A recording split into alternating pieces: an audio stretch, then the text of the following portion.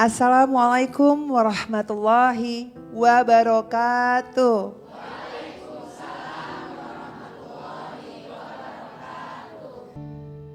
Kajian hati. Ada bintang tamu kita, Dea Firly. Apa kabar Dea? Baik Kak. Silakan berdiri Dea. Assalamualaikum Ustadz. Saya Dea Firly. Saya mau bercerita. Di tahun 2003 saya menikah. Saya berharap memulai dengan kehidupan yang baru dengan suami saya yang kedua. Karena saya sempat menikah dengan suami yang pertama. Tapi saya mengalami KDRT. Jadi saya menikah lagi dengan suami yang kedua.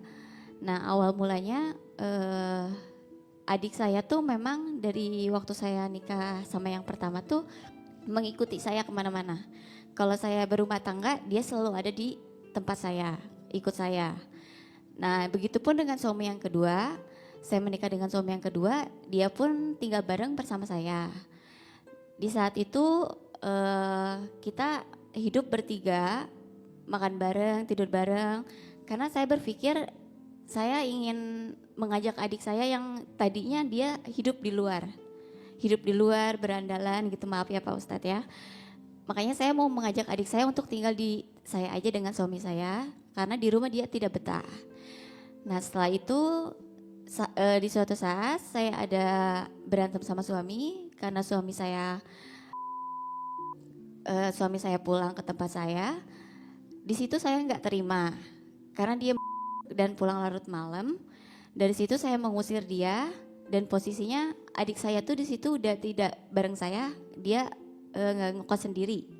Dia kos sendiri. Dari situ saya usir suami saya karena saya tidak suka dengan keadaan pulang larut malam, saya usir. Dan saya pikir di situ suami saya pulang ke mertua saya. Dan ternyata selama ini tuh suami saya pulang ke adik saya, ke kos adik saya.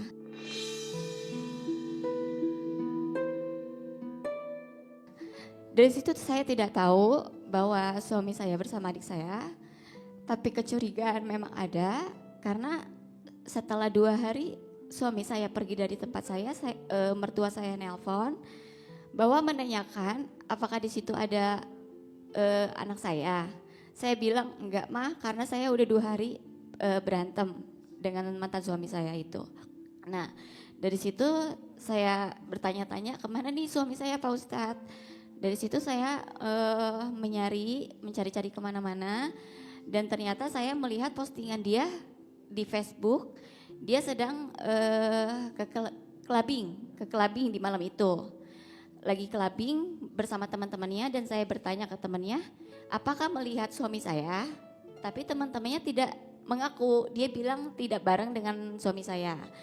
Nah dari situ adik saya tuh ngekos tuh di tempat kosan bekas saya waktu saya berpacaran sama suami sebelum nikah. Dia ngekos di situ. Ternyata yang punya kosannya ada bilang ke saya, kamu mencari suami kamu? Iya, saya mencari suami saya karena udah seminggu tidak pulang.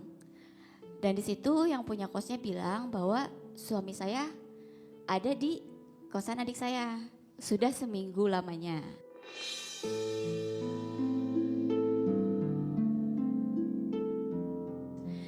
Dari situ saya tidak curiga karena Pak Ustadz saya pikirnya mungkin suami saya di tempat adik saya tuh menenangkan hati untuk di adik saya gitu. Menenangkan hati di tempat adik saya gitu. Ternyata memang mereka tuh selama ini berpacaran.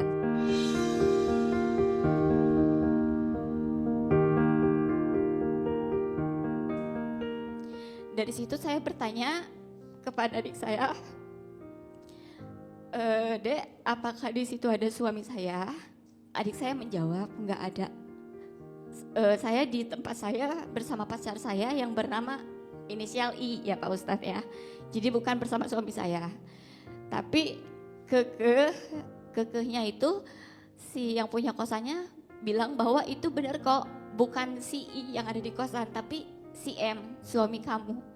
Dari situ saya penasaran, saya nggak bertanya lagi ke adik, saya cuma nanya telepon.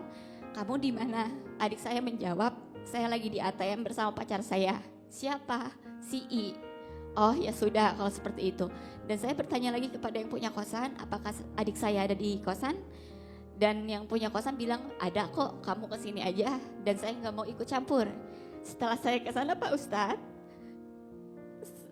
setelah saya ke sana, saya kan standby dari bawah untuk merekam video itu bukan untuk diviralkan, tapi untuk bukti untuk ke orang tua. Dan saya mau video, pas saya masuk pintu kamar adik saya, ternyata melihat adik saya pakai tank top dan celana pendek, mereka lagi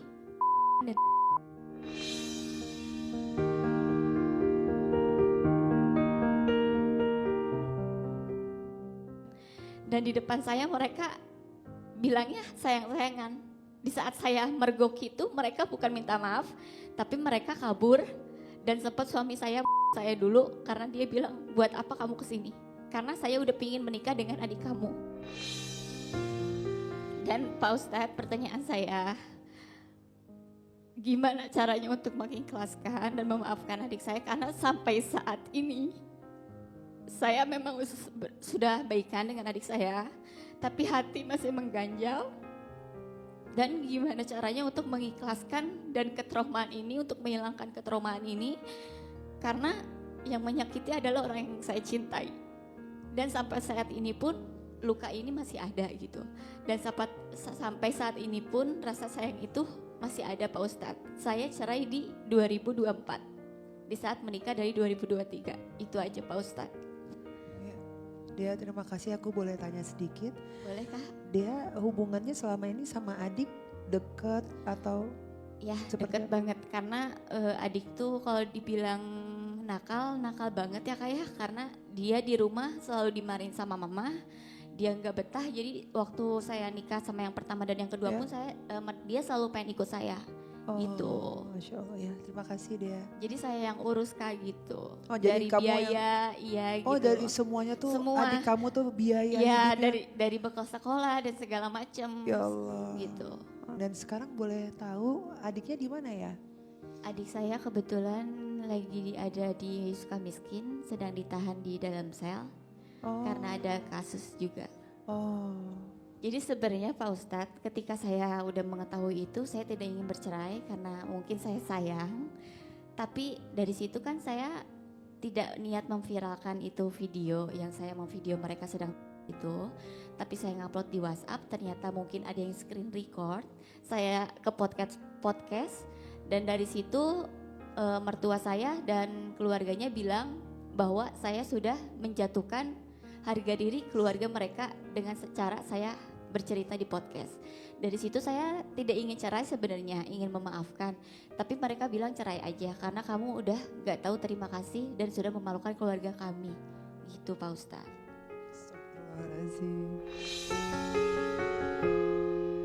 Iya, adik dan kakak itu adalah hubungan yang tak bisa dipisahkan sebenarnya. Karena ada darah yang mengalir yang sama dari orang tua kita. Mantan suami mungkin ada, mantan istri mungkin ada, tapi mantan adik gak akan ada.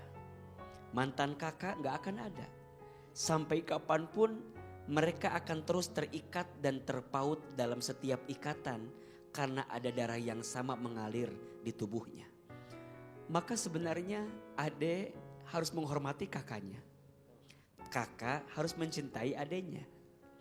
Adik harus menjaga apa yang milik dari kakaknya. Termasuk ketika kakaknya menikah, jangan sampai mengambil dari apa yang dimiliki oleh kakaknya. Termasuk juga ini pelajaran buat kita semua ya. Kalau ada kita tinggal serumah dengan keluarga kita dan izin ada yang bukan mahramnya daripada keluarga kita, harusnya saling menjaga. Misalnya kita sebagai kakak perempuan punya suami, tinggal dengan kita adik perempuan, maka nasihati adik perempuan kita untuk menggunakan pakaian yang baik, untuk menutup aurat, untuk menjaga diri. Jangan sampai mohon maaf, mungkin dia tidak merasa menggoda kakaknya, Tapi dengan penampilan yang ditunjukkan khawatir namanya manusia. Betul tidak? Bisa berpaling, bisa tergoda. Nauzubillahi min dzalik. Maka mudah-mudahan ini pelajaran untuk kita semua. Kakak harus jadi teladan buat adik. Kakak harus sayang sama adik. Agar kemudian adik itu tumbuh rasa hormat kepada kakaknya. Dan tidak mengambil harga diri daripada kakaknya. Dan ingat, perbuatan yang adiknya lakukan itu zolim namanya. Bukan hanya merusak harga diri kakaknya, tapi juga menghancurkan kehidupan kakaknya. Maka sering sampaikan, ujian yang paling berat itu biasanya datang dari orang yang paling dekat. Betul? Termasuk ini pelajaran buat kita semua.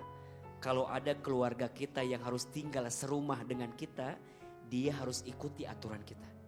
Kita harus punya prinsip, kita harus punya sesuatu yang kita sepakati agar kita bisa menjaga satu sama lain di antara kita.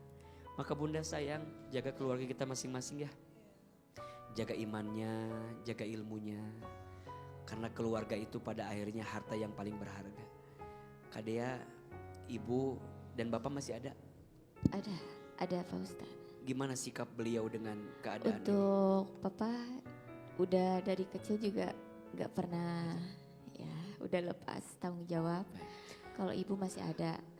Cuman Ustadz, saya juga mau bertanya, selama ini kan saya sudah baik-baik aja sama adik saya sendiri. Adiknya sudah baik? Ya, tapi ketika saya bertemu dengan beliau, dengan adik saya sendiri, dulu kan kita kayak teman, walaupun adik kayak bestie gitu.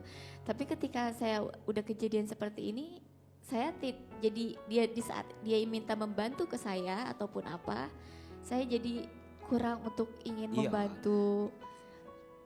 Gitu, tidak respect lagi, dan apapun itu kan dia suka ada masalah di luar, jadi saya nggak mau tahu gitu. Yang tadinya saya sangat membela gitu. Nah, gimana tuh caranya menghilangkan rasa yang mengganjel itu gitu Pak Ustadz? Kalau jawab nggak bisa menghilangkan, maka cukup memaafkan walaupun belum bisa melupakan. Susah kalau kita bilang gimana cara menghilangkan, susah.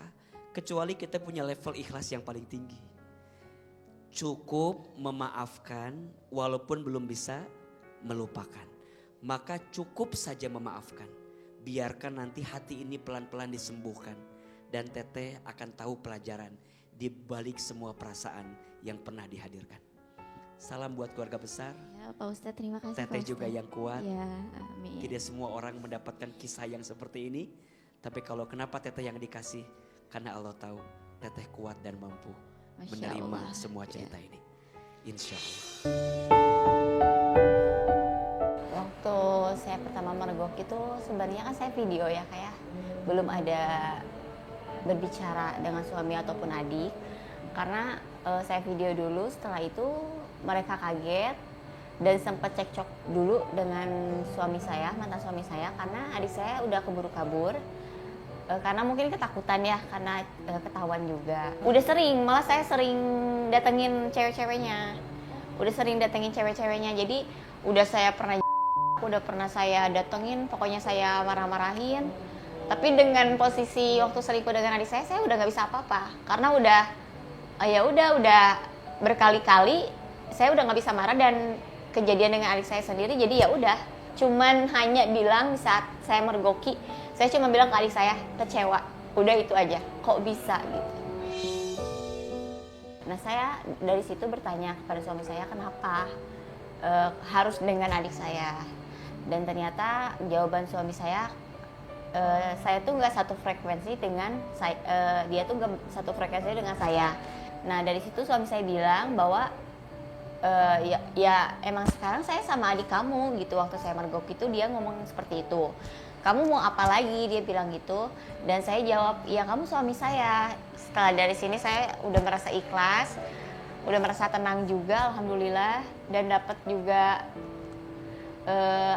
dapat juga ke hati gitu untuk oh iya ya selama itu saya harusnya mengikhlaskan gitu, jangan terganjel terus gitu.